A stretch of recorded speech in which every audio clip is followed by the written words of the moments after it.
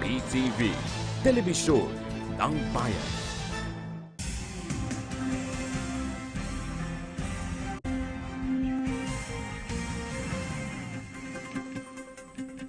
Magandang umaga, nagbabalik ang PTV Newsbreak. Naniniwala ang pamahalaan na mas naging ligtas ang pamumuhay ng mga Pilipino sa kasalukuyan kumpara sa nakalipas na mga panahon. Ito ang buwelta na Malacanang sa inilabas na pastoral letter ng CBCP o Catholic Bishops' Conference of the Philippines kontra sa mga nangyayaring patayan bunsod ng war on drugs ng pamahalaan.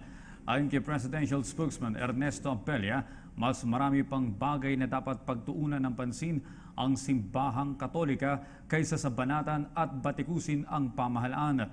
Magugunit ang binasa sa lahat ng simbahan sa buong bansang nasabing pastoral letter bilang resulta ng 3 araw na plenary assembly ng mga obispo noong isang linggo.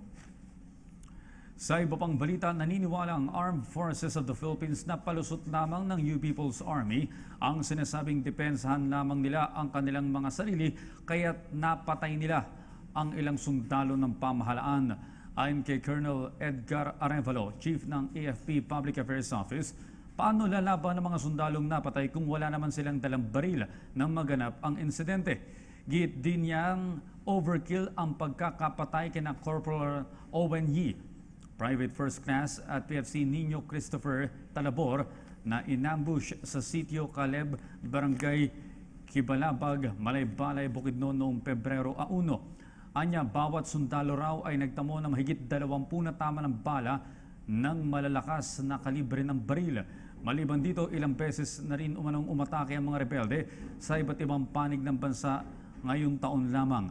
Binigyan din ni Arevalo na suportado nila ang usapang pangkapayapaan sa pagitan ng gobyerno at ng National Democratic Front para maitamasa na ang kapayapaan. At yan po naman ang aming mga nakalap na balita at impormasyon. Para sa PTV Newsbreak, ako po si Audrey Goriseta.